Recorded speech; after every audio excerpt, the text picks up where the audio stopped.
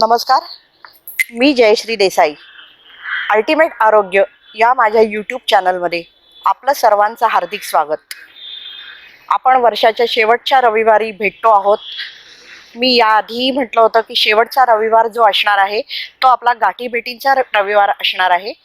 या दिवशीच्या एपिसोडमध्ये मी वेगवेगळ्या पॅथीजच्या तज्ज्ञांना आपल्या भेटीसाठी घेऊन येणार आहे आणि आपल्या वतीने मी त्यांच्याशी गप्पा मारणार आहे.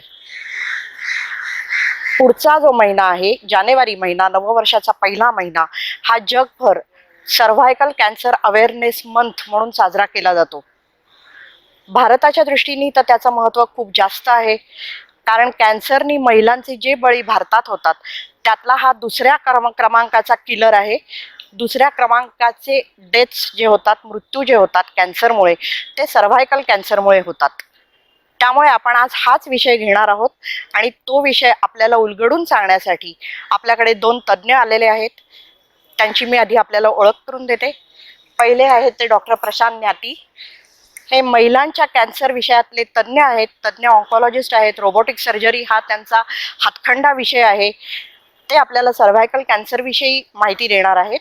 आणि दुसऱ्या ज्या आपल्या पाहुण्या आहेत त्या नीता मोरे.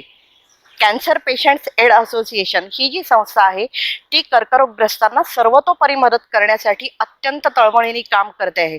मी त्यांच्याबरोबर काम केलं आहे, त्यामुळे मला त्यांचा ध्यास आणि त्यांची तळमळ हे दोन्ही चांगलं माहिती आहे. त्याच्यामुळे त्या संस्थेबद्दलही आपण माहिती करून घेऊ आणि डॉक्टरांकडून सर्व्हायकल कॅन्सर या विषयाचीही माहिती करून घेऊ. डॉक्टरांचा थोडक्यात पारिचय करून द्यायचा तर त्यांनी बीजे मेडिकल आणि ससूनमधनं पदव्युत्तरपर्यंतचं शिक्षण घेतल्यानंतर टाटा मेमोरियल कॅन्सर हॉस्पिटलमधनं महिलांच्या कॅन्सरविषयी प्रगत प्रशिक्षण घेतलं. आणि त्यांचा जो महिला कॅन्सर हा जो ध्यासाचा विषय आहे, अभ्यासाचा विषय आहे, तळमळीचा विषय आहे, त्यामुळे त्यांना एक अत्यंत प्रतिष्ठेची अशी इंटरनॅशनल गायनोकॉलॉजिकल कॅन्सर सोसायटीची फेलोशिप मिळाली आणि त्या अंतर्गत ते अमेरिकेत जाऊन प्रगत प्रशिक्षण घेऊन आले.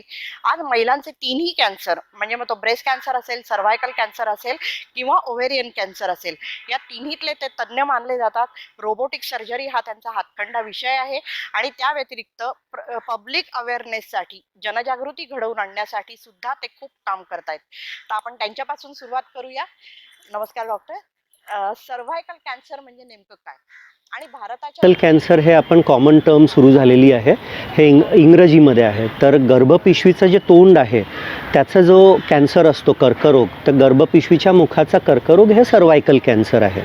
आणि मेन म्हणजे भारतात हा प्रमाण खूप आहे, कारण बरेच आपले जे प्रॉब्लेम्स आहेत ज्याला म्हणतो आम्ही की प्रॉपर प्रायव्हेट पार्टची काळजी न घेणं आणि बाकीचे मेन्स्ट्रुअल हायजीनचे प्रॉब्लेम्स असतात आणि असे कारणामुळे हे प्रमाण जास्त आहे. बघायला गेलं तर 1,00,000 स्त्रियांच्या मागे 20 ते 22 महिलांना हे होण्याची संभाव्य शक्यता आहे. सो भारताप्रमाणे जर तुम्ही एशियाचं किंवा पूर्ण जगातलं जर प्रमाण बघितलं तर जर 4 महिला ह्या कॅन्सरमुळे कुठे पूर्ण जगात जर प्रॉब्लेम होत असेल तर त्यातली 1 महिला भारताची आहे. सो तुम्ही मॅग्निट्यूड तुम्ही शोधू शकता की किती मोठा आहे. काय वयोगटात साधारणतः हा कॅन्सर होतो? आधी जेव्हा आम्ही शिकायचो तेव्हा आम्हाला म्हणजे सांगायचे की हे नॉर्मली एक 50च्या पार, 50 ते 70 वयाच्या एज ग्रुपमधलं हे कॅन्सर आहे. पण आत्ता सध्या जे प्रॅक्टिकल एक्सपिरियन्समध्ये येतो आहे आणि म्हणजे आता 20 ते 30 वर्षात हे सगळं चेंज झालेलं आहे. तर आत्ता तुम्ही बघायला गेलं तर इवन एक 25 ते 30 वर्षापासून तर 60 ते 70 वयात, तर असं आता एज ग्रुप राहिलेलं नाही आहे की जेणेकरून ह्याच एज ग्रुपमध्ये असेल. इट कॅन कम फ्रॉम म्हणजे 25-30 पासून तर 60-70 पर्यंत इट कॅन कम. त्याची लक्षणं काय असतात? कारण त्याची लक्षणं मी जे वाचलंय त्याच्यानुसार मिसलिडिंग आहे की मध्येच मेन्स्ट्रुअल ब्लिडिंग होणं किंवा वजायनल डिस्चार्ज, काही वेगवेगळे स्त्राव होतात ते, पण ते पाळीशी रिलेटेड आहे किंवा इतर कसे की कॅन्सरशी रिलेटेड, कसं ओळखायचं? तर सगळ्यात मोठा हाच प्रॉब्लेम आहे की सर्व्हायकल कॅन्सर हे जे आहे प्रकार, ह्याचे कारणं जे लक्षणं आहेत ते लक्षणं खूप काही स्पष्ट नाही आहेत. तर आम्ही नॉर्मली 2 भागात डिवाईड करतो ह्याला कॅन्सरला. एक आहे पूर्वावस्था, म्हणजे आम्ही CIN 1, 2, 3 ज्याला उल्लेख करून सांगतो की जेणेकरून हे जर झालं CIN 1, 2, 3 ह्याच्यामुळे संभाव्यता पुढे जाऊन कॅन्सर होण्याची शक्यता आहे. आणि दुसरं प्रगत अवस्था म्हणजे कॅन्सर ऑलरेडी झालेलं आहे. तर जे पूर्वावस्था आहे ह्याचे काही लक्षणं नसतात. एक साधारण काही माइल्ड सिम्पटम्स ज्याला म्हणतो आम्ही, की जर म्हणजे ज्यांची मासिक पाळी बंद झालेली आहेत, ज्यांचं 50च्या पार आहेत, त्या लोकांना जर मासिक पाळी परत सुरू झाली, स्पॉटिंग सुरू झालं किंवा वास येतो आहे, घाण म्हणजे दुर्गंधित येत असेल तर, आणि जे नॉर्मली मेन्सेस ज्यांना चालू आहेत त्यांना इंटरमेन्स्ट्रुअल स्पॉटिंग म्हणतो, म्हणजे मासिक पाळीच्या मध्ये कधीतरी स्पॉटिंग सुरू होणं किंवा संबंध आल्यानंतर पोस्ट क्वायटल ब्लिडिंग ज्याला आम्ही म्हणतो, की संबंध आल्यानंतर जर स्पॉटिंग किंवा ब्लिडिंग असेल तर तुम्ही लगेच डॉक्टरांना जाऊन भेटायला हवं. आता ह्याची जे ऑलरेडी जे म्हणजे हे पूर्व अवस्थेचे लक्षणं आहेत किंवा अर्ली स्टेज. आता जर ऑलरेडी कॅन्सर झालेलं आहे आणि प्रगत अवस्था आहे तर ह्याचे भरपूर लक्षणं असू शकतात. ज्यांना मासिक पाळी बंद झाली आहे त्यांना परत ब्लिडिंग सुरू होणं, दुर्गंधी येणं, पाय दुखणं, पोटात दुखणं, लघवीला त्रास होणं, मोशन्सला संडासला त्रास होणं, हे सगळे म्हणजे पूर्वावस्था आणि प्रगत अवस्थेचे मधले सिम्पटम्स असतात. ओके. मला एक असं विचारायचं आहे की मी जे वाचलं आहे त्यानुसार की शारीरिक संबंधांच्या वेळेला जो ह्युमन पॅपिलोमा व्हायरस शरीरात शिरतो बाईच्या, तर तो खूप काळ तिथे राहू शकतो. सगळ्यांनाच कॅन्सर डेव्हलप होतो हा असं नाही, पण काहींमध्ये होतो. असं का होतं? ॲक्च्युली ह्युमन पॅपिलोमा व्हायरस हे एक कॉमन व्हायरस प्रकार आहेत आणि ह्याचे भरपूर भाऊबंद म्हणजे 100 प्रकारचे व्हायरसेस आहेत.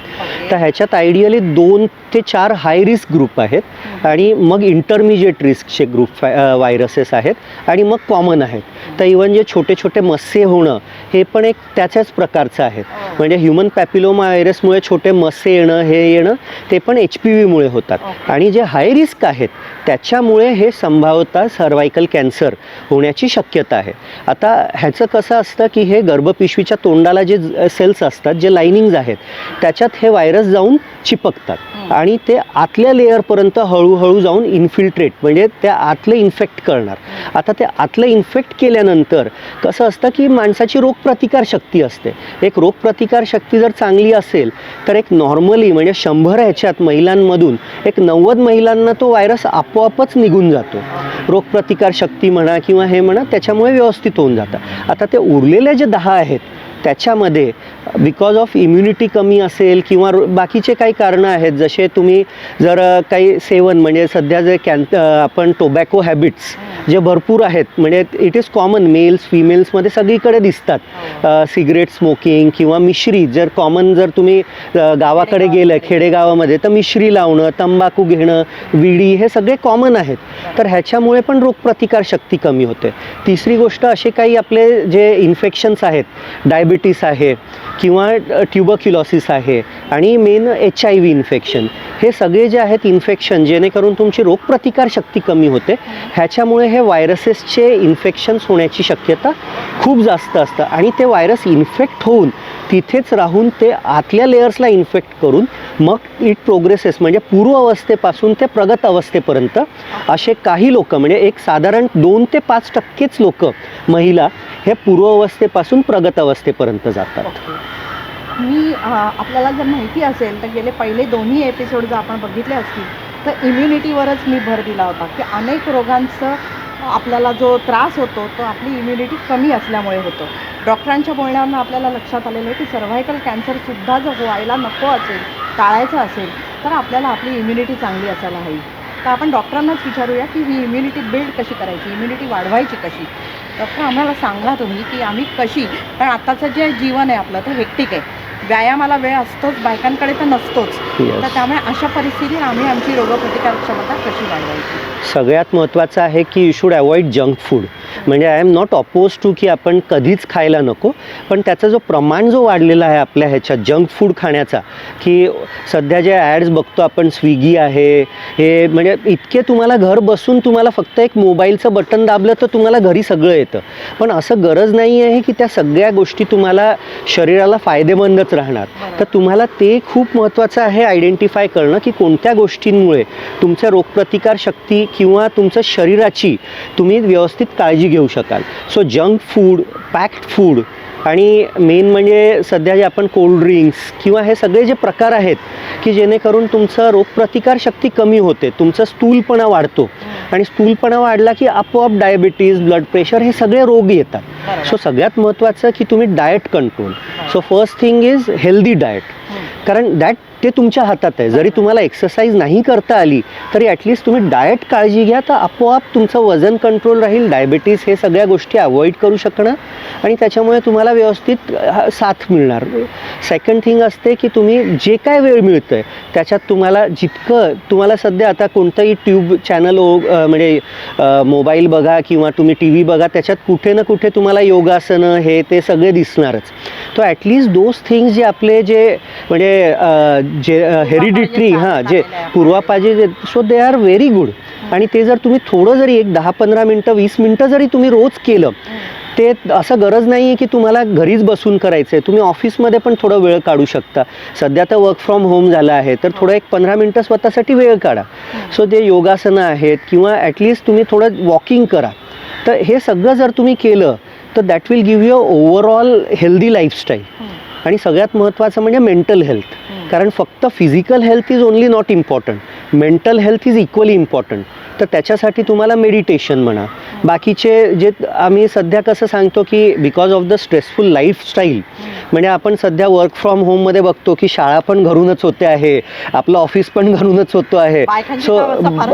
सो त्याच्यामुळे त्याच्यामुळे इतकं म्हणजे असं बघायला गेलं तर उलट घरचे कामं दुप्पट झालेले आहेत. तर हे सगळे तुम्हाला थोडंसं एक घरी बसून तुमच्या आपसात फॅमिली मेंबर्समध्ये प्रत्येकाचा रोल तुम्ही डिसाईड करून घ्या आणि at least stay sincere to your own हे. आणि फायनली कसं होतं की हे सगळ्यांचं ब्रंट तुम्हाला घरच्या महिलेंवरच पडणार की फायनली कसं होतं, हे करून घे बाबा तू, हे बघून घे, मुलाचं हे बघू.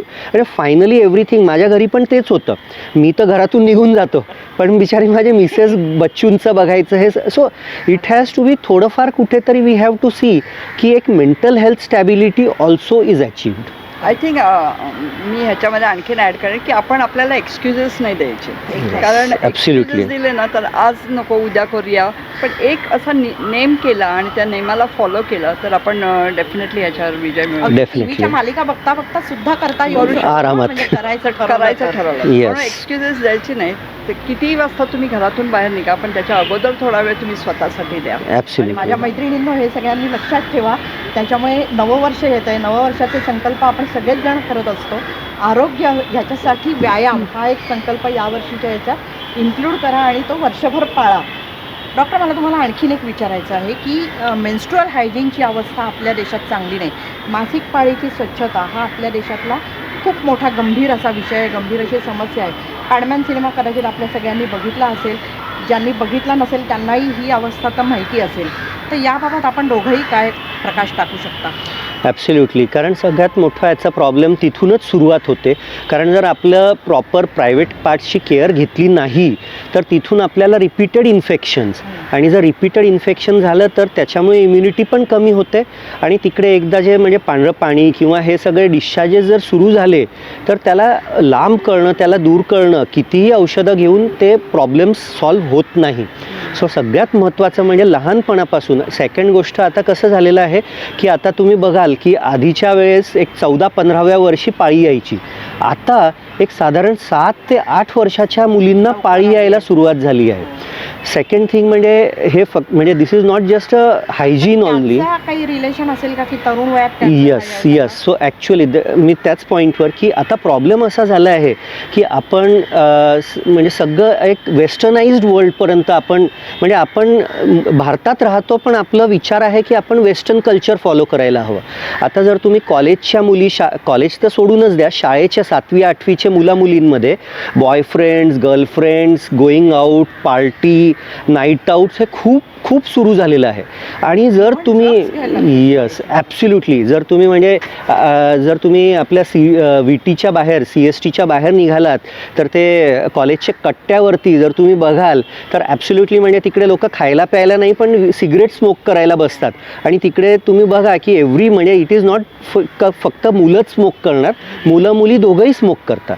सो ऑल दिस कल्चर जे आपलं डेव्हलप झालेलं आहे की आपल्याला म्हणजे लवकर आपल्याला आपण आपण आधी विचार करायचो की ते हनी बीजच्या बद्दल बोलायचं ते आपण 20व्या वर्षी बोलायचं. आता तसं नाही आहे. आता मुलं आपल्याला शिकवणार थोड्या दिवसानंतर. सो द थिंग इज हे जे सगळे प्रॉब्लेम्स तयार झालेले आहेत की गर्लफ्रेंड बॉयफ्रेंडच्या नंतर नाईट आउट्स, मूवी थिएटरमध्ये जा, you will see all those people, म्हणजे कपल्स बसलेले असतात. तर ह्या सगळ्या गोष्टींपासून आपल्याला आपल्या म्हणजे तुम्ही तुमच्या मुलींना you should teach as a not as a girl but as a friend. म्हणजे मॅडम म्हणजे हे करणार त्याला सहमत करणार की जर तुम्ही त्यांना जर म्हणजे रूल्स आणि रेग्युलेशन्स केले तर ते तर कधीच दे विल बिकम रिबेल. तर तुम्हाला त्यांना समजवायला हवं, त्यांना फ्रेंडशिपमध्ये घ्यायला हवं की ह्या सगळ्या गोष्टी प्रिव्हेन्शन. सध्या सेक्शुअल ॲक्टिव्हिटीज हे जे सगळे आहेत ते खूप कमी वयात सुरू झालेलं आहे आणि that is the main basis. कारण जर व्यवस्थित बॅरियर यूज नाही केलं तर त्या कमी वयापासून जे व्हायरसेस ट्रान्समिट होतात आणि जे लहानपणात जे सेक्शुअल ॲक्टिव्हिटी सुरू होतात ते सगळे म्हणजे बॅरियर्स आणि ह्या सगळ्या गोष्टी नाही कळत आणि तेव्हा हे व्हायरस इन्फेक्शन्स ट्रान्समिट होण्याची शक्यता खूप जास्त असते. आणि हे कमी वयात जेव्हा cervix is not properly formed तिकडे कसं असतं की त्याची इम्युनिटी डेव्हलप न झाल्यामुळे तिकडे जर व्हायरस जे एकदा इम्प्लांट झालं तर ते लवकर निघणार नाही आणि त्याच्यात कॅन्सर होण्याची संभावना पुढे इन द लाँग टर्म 5-10 इयर्समध्ये खूप जास्त आहे. त्याच्यामुळे मी आत्ता आधीच सांगितलं की जे आम्ही 70, 50, 60 वर्षात बघायचो ते आता आम्हाला 25 ते 30 वर्षात आम्हाला कॅन्सर बघायला मिळतं आहे. त्याचं कारण हेच आहे की आपली सेक्शुअल ॲक्टिव्हिटी जी आहे ही खूप कमी वयात सुरू झाली आहे. सेकंड थिंग म्हणजे मेन्सेस कमी वयात सुरू झाल्यामुळे आपण कित्येकदा त्यांना सांगू शकतो पण ते किती पालन करणार, शाळेत जाणार हे ते म्हणजे प्रोलॉंग पिरियड्समध्ये बसणं, शाळेत जाणं आणि त्यांना ते व्यवस्थित हायजीन मेंटेन करणं थोडंसं कधी कधी प्रॉब्लेम येतो. त्याच्यामुळे रिपीटेड इन्फेक्शन होणं प्लस सोशल एक स्टिग्मा की अरे त्या मुलीला मेन्सेस आलेत तिला बाजूला. म्हणजे शाळेत पण असं सुरू झालेलं आहे की त्या मुलीला थोडंसं तू बाजू म्हणजे टी व्हीमध्ये ॲडमध्येच आपल्याला दिसून येतात की they are like set to be की तुम्ही थोडं बाजूला थांबा हे सगळ्या ॲड्समध्ये. तर ह्या सगळ्या गोष्टींपासून जर तुम्ही प्रॉपर जेनायटल हायजीन म्हणजे प्रायव्हेट पार्ट्सच्या हायजीन जर तुम्ही प्रॉपर वेळेस शिकवलं तर आपलं 50% वर्क तिथेच कवर होऊन जाईल. तुमच्याकडे सगळ्यात लहान वयाची पेशंट कोणती, किती वयात आली? आत्ता 6 महिन्या अगोदरच मी 22 वर्षाच्या मुलीचं सर्वायकल कॅन्सर. पण तेच म्हटलं की तिचं म्हणजे actually I should not disclose many things here. पण तेच जे तुम्हाला आत्ता हिस्ट्री सांगितली की द फॅशन टेक्नॉलॉजी हे सगळं ॲडव्हान्स कल्चर ह्या सगळ्यांमुळे त्यांचं सेक्शुअल ॲक्टिव्हिटी जी आहे ती खूप लवकर सुरू होते आणि त्यांना म्हणजे they had developed all those things much earlier आणि सो शी डेव्हलप्ड ॲट 22. आणि प्रॉब्लेम असा येतो की आपण आपल्याकडे एक थोडंसं डॉक्टराकडे पण जायला एक अच्छा तुझं लग्न नाही झालं आहे ना, डॉक्टर पहिला प्रश्न एकच विचारतो. सो आता आम्ही as a doctor also we should come out of that mindset. आम्ही विचारायला नको. मी कित्येकदा आय डोंट आस्क की तुझं लग्न झालं आहे की नाही झालं आहे. आम्ही एक अशा पद्धतीने विचारतो की are you sexually having a activity or not. आणि ते पण स्पष्ट कित्येक लोकांना तो एक म्हणजे ऑफेंडिंग असतो जर तुमचे आई वडील समोर बसलेले आहेत. So we have to take a proper म्हणजे एक थोडं सायकोलॉजिकल पार्ट पण आम्ही शिकलो आहे सध्या की थोडंसं बाजूला घ्यायचं, एक्झामिनेशन बाजूला करायची, तेव्हा थोडं बोलताना ऐकताना एक थोडं विचारून घ्यायचं की आर यू सेक्शुअली हे. आणि मग if she opens up that is a big thing and then slowly we then go into की बाबा पॅप्समिअर करायला हवं, तुला प्रॉपर प्रायव्हेट पार्टची काळजी घ्यायला हवी. ते थोडं टीचिंग आम्ही तेव्हापासून त्यांना सांगतो. हा जो कॅन्सर आहे हा पूर्णपणे बरा होणारा कॅन्सर आहे बरोबर? Yes. So actually cervical cancer आणि breast cancer are the most preventable cancer. कारण सगळ्यात महत्त्वाचं म्हणजे prevention is better than cure. So prevention कारण हे असं ऑर्गन आहे ब्रेस्ट बाहेरून दिसणार आणि सर्विक्स हे गायनेकॉलॉजिकल एक्झामिनेशनमध्ये एक साधं फक्त आपण एक स्पेक्युलम टाकलं तर आपल्याला सगळं सर्विक्स दिसतो. आणि आज सगळ्यात मोठं टूल आपल्या हातात पॅप्समिअर म्हणून जे आहे so that is the best tool. म्हणजे आम्ही म्हणतो की दॅट इज आजच्या ह्याच्यापेक्षा जास्त चांगलं कोणतीही पद्धती डेव्हलप झालेली नव्हती. एक साधं डॉक्टरांनी स्पेक्युलम एक्झामिनेशन म्हणजे आतून तपासणं आणि एक पॅप्समिअर जरी घेतलं तर that will treat our 70% of problems. आणि असं म्हणजे वेस्टर्न कल्चरमध्ये तर वेस्टर्न लिटरेचर इज सपोर्ट्स की आफ्टर 20 इयर्स ऑफ एज जी काही मुलगी सेक्शुअली ॲक्टिव्ह असेल तर त्यांनी पहिले 2 पॅप्समिअर्स 20 वर्षाच्या नंतर करायला हवं. आणि पहिले 2 पॅप्समिअर निगेटिव्ह आले तर मग 3 वर्षात repeated till the age of 65. आपल्याकडे तो थोडा सोशल टॅबू आहे, तर we are like not in a position to tell. But slowly with the आपलं जसं हे प्रोग्रॅम्स आहेत, लिटरेचर आहेत, त्याच्याद्वारे आम्ही सांगतो की जे कोणी सेक्शुअली ॲक्टिव्ह असेल तर त्यांनी 20 वर्षाच्या वयाच्या नंतर एक पॅप्समियर गायनेकॉलॉजिस्टकडे जाऊन, it is a very simple procedure, एक सिम्पल एक्झामिनेशन आहे, कॉस्ट इफेक्टिव्ह आहेत, एक 600-700 रुपयामध्ये पॅप्समियर प्रोसिजर, फुल डायग्नोसिस आणि हे आपल्याला त्याचं हे मिळतं, रिपोर्ट मिळतात. So it is so simple. आणि सध्या आता म्हणजे त्याला एक वेगळी पद्धत पण म्हणतो आम्ही त्याला, that is known as liquid based cytology. So pap smear जी जुनी पद्धत होती त्याच्यापेक्षा अजून प्रगत लिक्विड बेस्ड सायटॉलॉजी जी आलेली आहे त्याच्यामध्ये आपण अजून एक गोष्ट करू शकतो ज्याला म्हणतो आम्ही HPV testing. So this is very specific. त्याच्यात कोणतेही सेल्स, म्हणजे आधी कसं होतं, पेनफुल होती, त्याला स्क्रॅच करावं लागायचं, पण आता जी एक साधे सायटो ब्रश येतात, जसं आपलं टूथब्रश असतं तसे ब्रश असतात छोटे प्रकारचे, त्याला आम्ही बस सर्विक्समध्ये मूव्ह करतो आणि त्याला लिक्विड बेस्ड प्रिपरेशनमध्ये टाकून देतो. तर सध्या जे सेंट्रीफ्यूज करून त्याच्यातून सगळे सेल्स प्रॉपरली त्याला गाळून त्याला फिल्टर करून आणि एकही सेल मिस नाही होणार आणि त्याच्यामध्ये डायग्नोसिस पण फार परफेक्ट आहे आणि त्याच्यामध्ये आपल्याला जर काही प्रॉब्लेम आढळला तर फर्दर HPV टेस्टिंग पण करू शकतो त्याच्यामार्फत. So it is a dual thing, म्हणजे आपल्याला एका टेस्टमध्ये आपल्याला 2 गोष्टी कळून जातात. आणि मी असं ऐकलं की याची लस पण आहे ना? येस. सो आता घेऊ शकतो. येस, त्याचा खर्च काय? Very good. म्हणजे हे सगळ्यात आता सध्या आम्ही ॲगॉयकॉन जी आमची जे एक association of gynaec oncosurgeons of India, government organisations plus गव्हर्मेंटचे जे सगळे हेल्थकेअर हे आहेत, दे हॅव ऑल्सो म्हणजे properly stressed on this factor. We are working on it की it should be like in few years we want cervical cancer to be eradicated. जसं polio आपण म्हणतो की इरॅडिकेटेड आहे, तसं आमचं हेच प्रयत्न आहे की cervical cancer should also be enlisted in that. So HPV vaccine जे आहेत that is freely available in the market. तर 2 टाईपचे आहेत, गार्डासिल आणि Cervarix. So it is commonly available आणि त्याच्यात म्हणजे आधी म्हणायचो आम्ही की त्याच्यात 3 डोस द्यायला हवे, पण आता नवीन ज्या स्टडीज आलेल्या आहेत त्याच्याप्रमाणे म्हणतात की जर तुम्ही 2 लसीकरण जरी केले, त्याचे 2 डोस जरी केले तर इट इज वेल इनफ. तर दॅट शुड बी स्टार्टेड, म्हणजे ॲक्च्युअली त्याचं नाईव्ह पिरियड ज्याला म्हणतो आम्ही की ज्याला सेक्शुअल ॲक्टिव्हिटी सुरू होण्याच्या अगोदर. So the best time is from 9 to 16 years of age. So that is the ideal time. आता असं म्हणतात की 16च्या नंतर पण 26 इयर्सपर्यंत तुम्ही देऊ शकता, कारण इंडियामध्ये आता भारतामध्ये आपल्याकडे सेक्शुअल ॲक्टिव्हिटी सुरू होण्याच्या अगोदर is the best effect, for best effect. कारण त्याच्यामध्ये ऑलरेडी इम्युनिटी जर तयार झाली then they will be able to fight better. आणि कसं आहे की जर 26 इयर्सपर्यंत तुम्ही देऊ शकता आणि त्याच्यानंतर if you still want to take, that is up to you, that is no problem. त्याचे डोसेजेस असतात, म्हणजे एक 0 मंथ, म्हणजे आज जर तुम्ही घेतलं तर 0, 1 आणि 6 किंवा 0, 2 आणि 6 मंथपर्यंत घेऊ शकता. आणि if you want to repeat after 5 years, पण असं काही रोल नाही आहे की you have to give a booster. पण सगळ्यात महत्त्वाचं म्हणजे ज्यांनी घेतलेलं आहे त्याच्यानंतर पण त्यांनी HPV स्क्रीनिंग किंवा पॅप्समियर स्क्रीनिंग करत राहायला हवं. म्हणजे इट इज नॉट की जर तुम्ही वॅक्सिन घेतलं आहे, जर वॅक्सिन घेतलं आहे तर तुम्ही यू आर बार्ड आणि तुम्हाला काही गरज नाही आहे पुढचं हे करायला पॅप्समियर, हे तसं नाही आहे. So you have to do your screening properly on time आणि this is a additional benefit. Genetic हे किती असतं? ह्याच्यामध्ये मी आणखीन एक ऍड करेन. CPAच्या माध्यमातून आम्ही हे सुरू केलेलं आहे आणि जवळजवळ आता 10,000च्या पेक्षा जास्त मुलींना हे वॅक्सिन ऑल ओव्हर महाराष्ट्र दिलं गेलेलं आहे आणि ते फ्री ऑफ कॉस्ट दिले गेलेलं आहे. तर आता खर्च खूप कमी झाला आहे, म्हणजे एक साधारण 2 डोस जर आपण घेतले तर एक 5 ते 6 हजाराच्या आत येतात. So it is much cheaper than your smartphone, कारण तुम्ही स्मार्टफोन तर विकत घेऊनच देता मुलींना.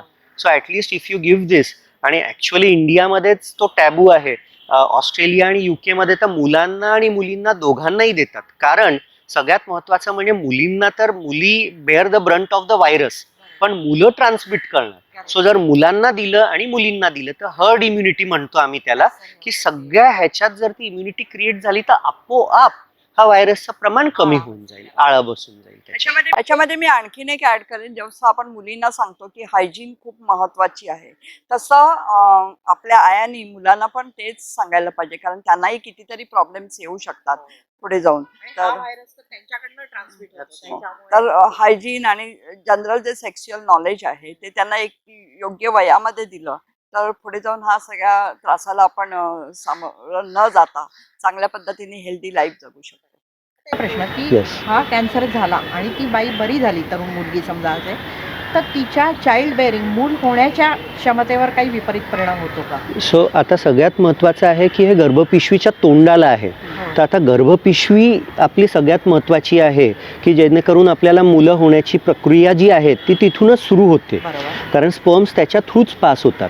तर आता जे नवीन टेक्निक्स, तर आता सगळ्यात महत्त्वाचं ह्याच्यात 4 स्टेज, हे जे कॅन्सर आहे हे 4 स्टेजमध्ये, कोणतेही कॅन्सर आपण 4 स्टेजमध्ये डिवाईड करतो.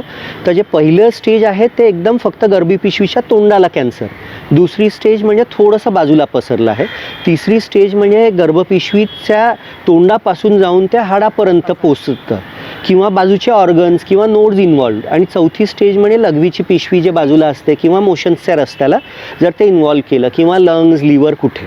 तर आता जी पहिली स्टेज जर आहे त्या ह्याच्यात जर त्याचं निदान झालं आणि त्याचे आमचे क्रायटेरियाज असतात, म्हणजे लेस देन 2 सेंटीमीटर जर साईज ऑफ ट्यूमर असेल, तर सध्या एक नवीन पद्धत आलेली आहे ज्याला आम्ही म्हणतो की रॅडिकल ट्रकिएलेक्टॉमी.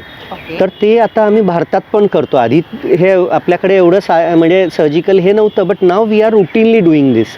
तर जेणेकरून आपण फक्त गर्भपिशवीच्या तोंडाचा भागच तेवढं काढतो आणि मग आपण ते गर्भपिशवी तशीच ठेवतो आणि तर पेशंट म्हणजे त्यांना ते नंतर योग्य प्रकारे जर आपण व्यवस्थित त्यांना हेल्प केली बाय IVF किंवा असं कोणत्याही प्रकारे, तर त्यांना मूल होण्याची प्रक्रिया होऊ शकते आणि सक्सेसफुल आउटकम पण आहेत. आता दुसरी गोष्ट आहेत की ज्यांना ऑलरेडी फर्स्ट किंवा सेकंड स्टेज, जे ॲडव्हान्स थोडं सेकंड स्टेज जे आहेत की ज्यांना आपण ऑपरेशन हे नाही करू शकतात, त्यांना कसं आहे की त्यांना आपल्याला रेडिएशन किंवा पूर्ण गर्भपिशवी काढावी लागते.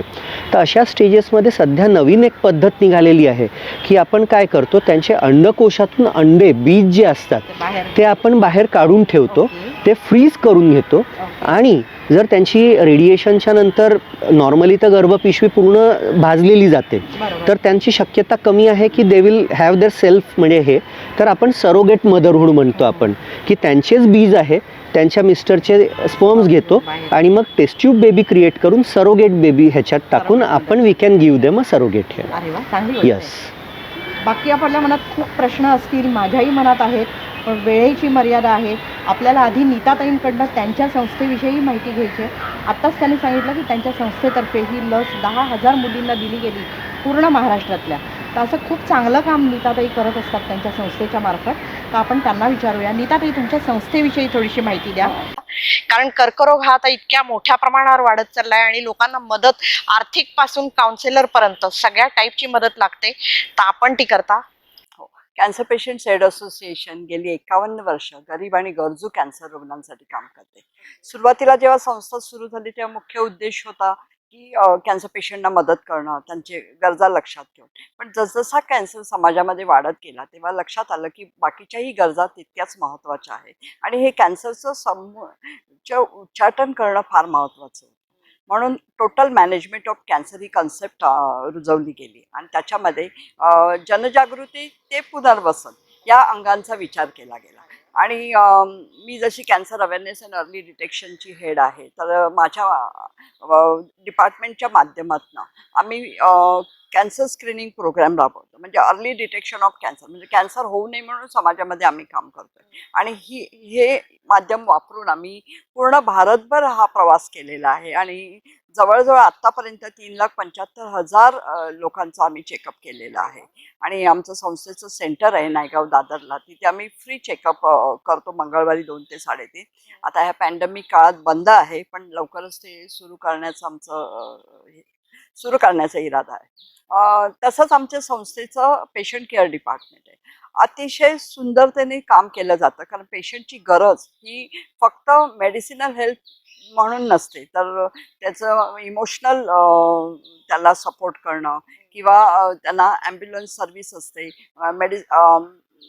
बाकीच्या ज्या गरजा आहेत त्यांच्या. कारण काही वेळेला तुमच्या फॅमिलीमध्ये एखाद्याला कॅन्सर झाला तर त्याच्या कुटुंबाला एक मानसिक स्थैर्याची गरज असते. तर ह्या वेळेला तुम्ही त्यांना कसा आधार देता ते फार महत्त्वाचं आहे. मग याच्यासाठी आमचे व्हॉलेंटियर्स हॉस्पिटल्समधनं काम करतात. त्या पेशंटची गरज लक्षात घेऊन ते आमच्याकडे पाठवतात. आमच्याकडे येणारे पेशंट हे भारतभरून येणार आहेत. आम्ही शक्यतो कुठलाही क्रायटेरिया ठेवत नाही की फायनान्शियली ते कसे आहेत. कारण काही वेळेला चांगले फायनान्शियल असलेली लोक पण त्यांना मदतीची गरज असते. मग अशा वेळेला ते आमच्याकडे येतात आणि त्यांना आम्ही मदत करतो. ॲम्ब्युलन्स सर्व्हिस प्रोव्हाइड केली जाते. समाजामध्ये वावरण्याचा एक आत्मविश्वास देणं फार महत्त्वाचं असतं. मग तो दिला जातो आणि त्यांना काम दिलं जातं. जे पेशंट काम करतात त्यांना काम दिलं जातं. जे करू शकत नाही, ज्यांच्या कुटुंबातल्या एका व्यक्तीला काम दिलं जातं.